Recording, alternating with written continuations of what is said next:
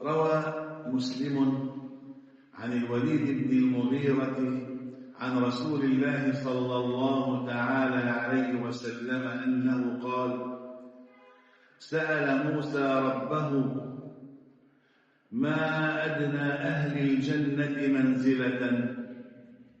قال: رجل يجيء بعدما أدخل أهل الجنة الجنة فيقال له ادخل الجنة، فيقول: أي ربي، وقد نزل الناس منازلهم وأخذوا أخذاتهم، فيقال له: أترضى أن يكون لك مثل ملك من ملوك الدنيا؟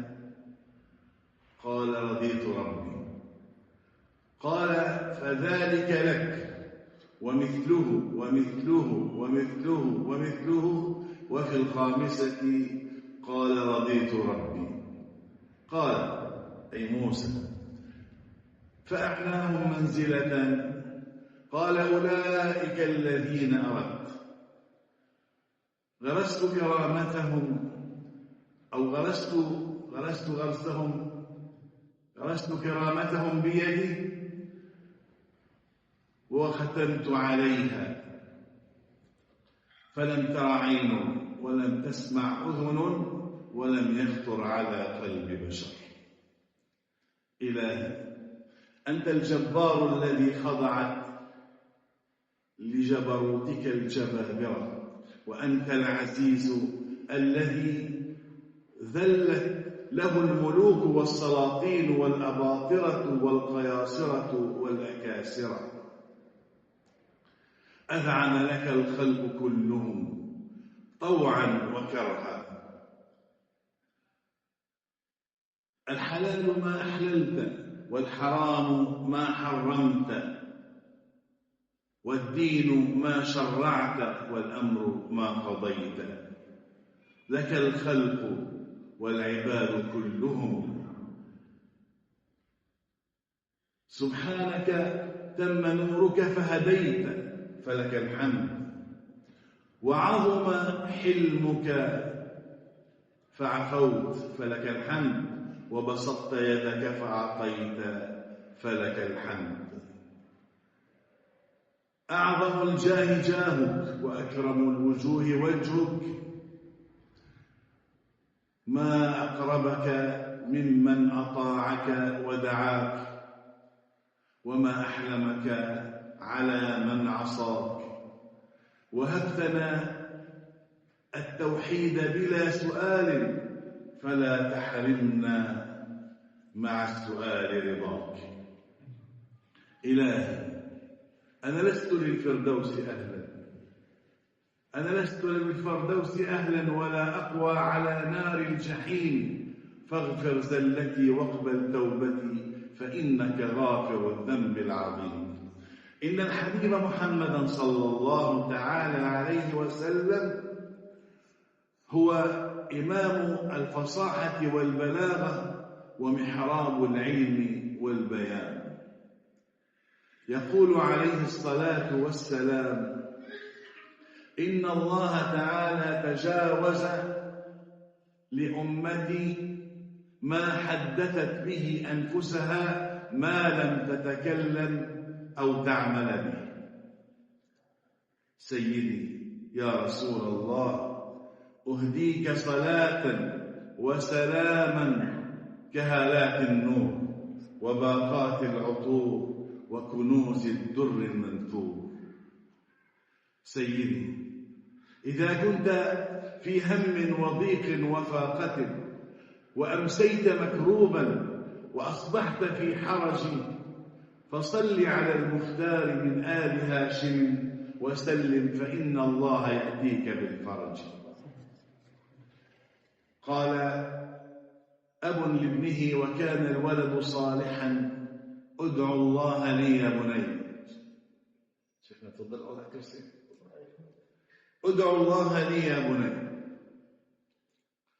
قال: يا أبي، جعلك الله آدمي التوبة وإدريسي المكان ونوحي العمر وإبراهيمي الوفاء وإسماعيلي الوعد وموسوي الشجاعة وهاروني الشفقة وداودي الإقدام وسليماني العظمة وزكريا الإجابة ويحيوي البساطة وعيسوي الرحمة ومحمدي الخلق صلى الله تعالى عليه وسلم. كيف ترقى رقيك الأنبياء يا سماء ما طاولتها سماء، أنت مصباح كل فضل فما تصدر إلا عن ضوئك الأضواء.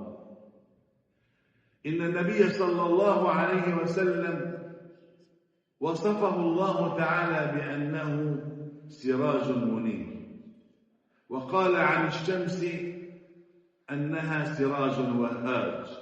فما الفرق بين السراجين؟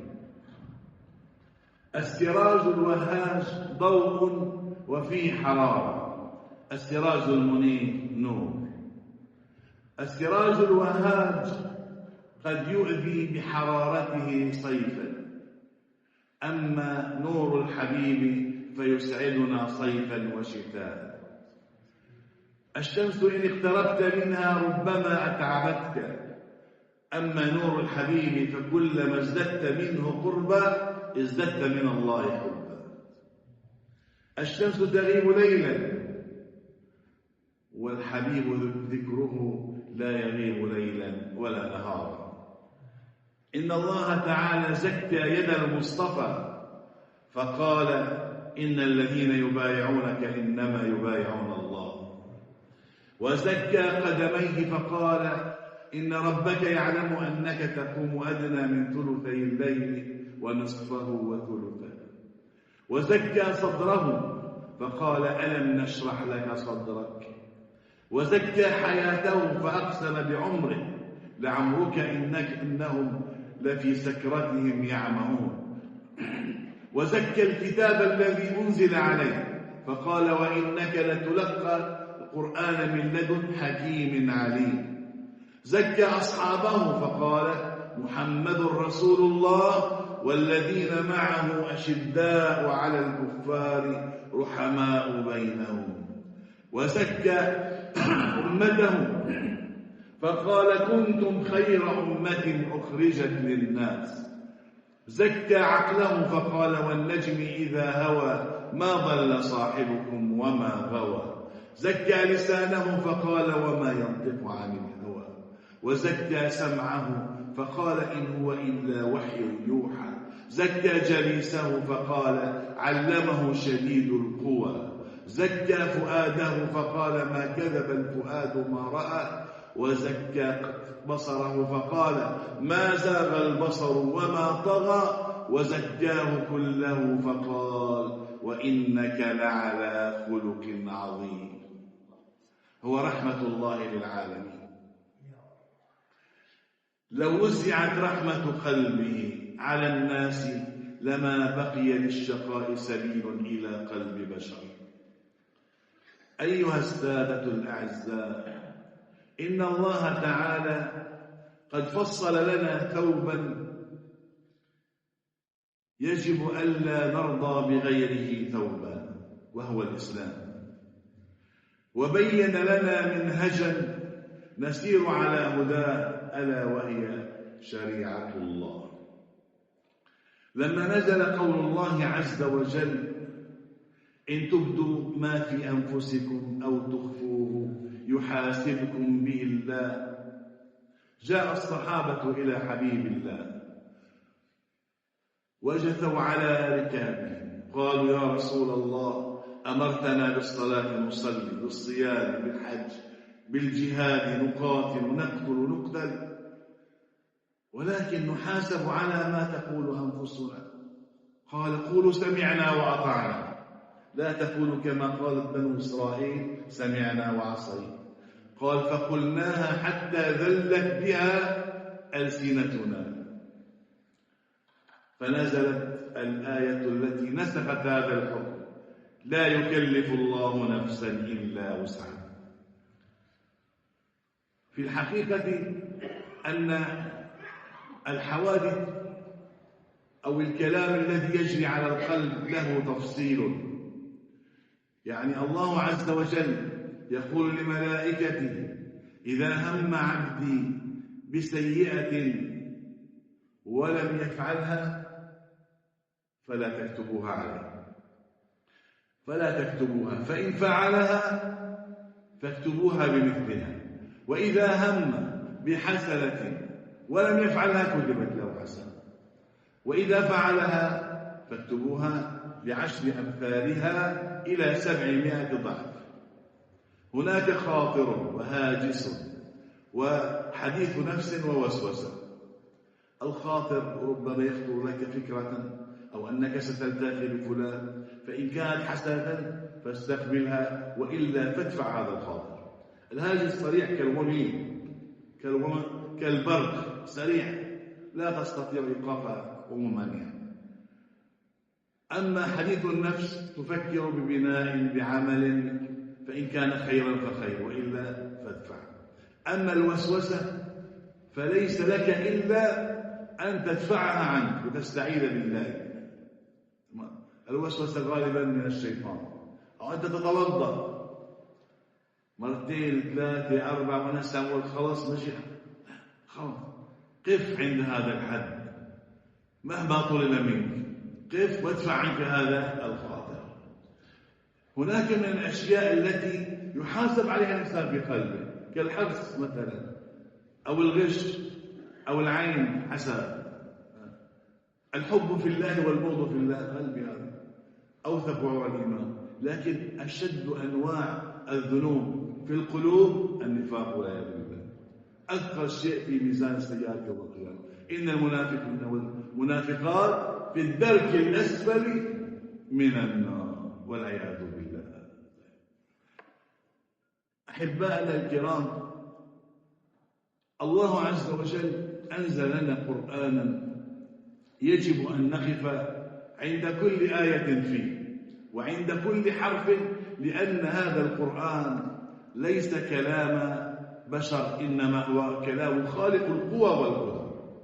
بعض العلماء اعتبر هذه الآية: إن تبدوا ما في أنفسكم أو تخفوه يحاسبكم به الله، اعتبرها من العزائم محكمة غير منسوخة، يعاملها على هذا الأساس، يصفي القلب.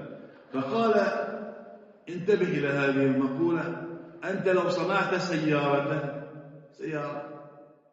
فتعلمها وتعلم ما فيها لأنك صانعها، وأنت صنع الله، يقتضي ذلك أنه يعلمك ويعلم ما فيك ويعلم ما تضمر، فإياك أن تضمر معصية لله. جاء رجل إلى رسول الله صلى الله عليه وسلم، أعرابي، قال له: يا محمد، في القرآن 4 كلمات، هذه الكلمات ليست من العربية، من أين أتيت بها؟ قال: من الله. ما هي؟ قال: قوله يستهزئ، الله يستهزئ بهم ويمدهم في طول، نحن نعلم يهزأ. الكلمة الثانية قسورة، نحن نعلم أسد، كأنهم حمر مستنفرة فرت من قسورة. وصف النبي صلى الله عليه وسلم بالأسد، أسد الحقيقي، ما دول مزيفين. تمام؟ بحكي اليوم الشيخ أحمد على طول ما شاء الله عليه، هذول وحش ما أسود، أسماء مملكة في غير موضعها، كالهر يحكي انتفاخا صولة الأسد. طيب، قال: ما الكلمة الثالثة؟ الكلمة الثالثة أنه بعد يستهزئ وقسورة، يا ابن قسوة كبارا ومكروا مكرا كبارا، نحن نعرف كبيرا. طيب، الكلمة الرابعة عجاب، إن هذا لشيء عجاب، ألد وأنا عجوز وهذا بعد شيخا، إن هذا لشيء عجاب، نحن نعرف عجيبا ولا نعرف عجاب. فجاء أعرابي سائل قال: يا محمد أعطني. والأعرابي المعترض واقف، قال: ماذا تريد؟ قال: أعطني يا محمد. قال: ماذا قلت؟ قال: أتستهزئ بي يا ابن قسورة العرب وأنا رجل كبار، إن هذا لشيء عجاب. ساق الله الكلمات 4 على لسان عربي سائل، فقال الأعرابي المعترض: أشهد أن لا إله إلا الله وأن محمدا رسول قرآن عربي بليغ. يعني هناك كلمة قد يظنها الناس معيبة، يعني في قول الله عز وجل: أفرأيتم اللات والعزى ومناة الثالثة الأخرى ألكم الذكر ولكم الأنثى تلك إذا قسمة ضيزى. قد يظنونها معيبة، هي بمعنى الجور والظلم. سبحان الله، انظر إلى هذا التعليم. لو بحثت في قاموس العربية كله لتجد كلمة بمعنى الجور ومعنى الظلم وتنتهي كما ينتهي رؤوس الآية في هذه السورة بألف مقصورة، لن تجد إلا هذه الكلمة وضعها الله في مكانها. الله سبحانه وتعالى أحكم الحاكمين. أيها الإخوة، إذا أردنا أن يصلح الله المجتمع فعلينا بالعلماء المخلصين. والعالم لكي يكون عالما ربانيا فله صفات: أن يكون قدوة، ركز القرآن كثيرا على القدوة، وأن يكون طاهرا من كل شبهة بكل معاني، وأن يتوفر فيه خشية الله وهو الخوف مع الرهبة. أحد أمراء الدولة الأموية وهو سليمان بن عبد الملك دخل المدينة المنورة فسأل عن أحد التابعين فقيل له أبو حازم العالم بالله، أرسلوا خلفه فجاء فقال له: إني سائلك يا أبا حازم، إني سائلك يا أبا حازم، أقول لك. وهذا سليمان بن عبد الملك يحكم مملكة تمتد من حدود الصين شرقا إلى حدود سيبيريا، ومن أو شمالا سيبيريا إلى الجنوب المحيط الهندي، وإلى غربا إلى حدود باريس فرنسا. قال له: لماذا نحب الدنيا ونكره الموت؟ قال: أيها الأمير، لأنكم عمرتم الدنيا وخربتم الآخرة، ومحال أن تجد إنسانا يحب الخروج من العمار إلى الخراب. قال: كيف حال قدوم الناس على ربهم؟ قال: أما العبد الصالح فقدومه على الله كعودة الغائب إلى أهله ينتظرونه، أو كعودة الطفل التائه إلى أحضان أمه. ولد عمره سنتين غاب ساعة ساعتين معه، فلما رجع كيف يكون اللقاء؟ وعودة العبد العاصي كعودة العبد الآبق إلى سيده. قال لهم: ما أصدق الدعاء؟ قال: دعاء الملهوف لمن مد له يد الإحسان. قال: ما أفضل الصدقة؟ قال: صدقة تصدقت بها يمناك فأخفتها حتى لا تعلم ما تصدقت يسرك. قال له: من شر الناس؟ قال: من باع آخرته بدنياه. فقال له: فمن شر منه؟ قال: شر منه من باع آخرته بدنيا غيره. قال: نعم. الآن تحول الحديث إلى مسر آخر، إلى مجال آخر. قال: يا أبا حازم، ماذا تريد؟ اطلب مني. هو أمين. قال له: لا تستطيع. قال: اطلب. ماذا تريد؟ وزارة، أرض، مال، ماذا؟ قال: لا تستطيع. قال: اطلب. قال: هل تستطيع أن تدخلني الجنة وتحجزني عن النار؟ قال: أما هذه فلا أستطيع. قال: إذن فدعني مع الذي يستطيع. أراد الانصراف. يا أبا حازم، متى تأتينا؟ متى تدخل علينا؟ متى تؤلف فينا القصيد؟ متى تمدحنا؟ قال: يوم ننسى الله ولكننا لن ننسى الله. أيها الإخوة، اذكروا الله عند كل حجر وشجر، وأحدثوا لكل ذنب توبة، السر بالسر والعلانية بالعلانية. يقول عليه الصلاة والسلام فيما رواه الترمذي عن جابر بن عبد الله: إن من أقربكم إلي مجلسا يوم القيامة، إن من أقربكم مجلسا إلي أحاسنكم أخلاقا. أحاسنكم أخلاقا. وإن من أبغضكم إلي وأبعدكم عني مجلسا يوم القيامة الثرثارون المتشدقون المتفيهقون. قالوا يا رسول الله قد علمنا الثرثارون والمتشدقون الذين يتكلمون بتكلف بأشباه من فمهم، يعني يظنون أنهم يتكلمون بفصاحة. فما هم المتفيهقون؟ من هم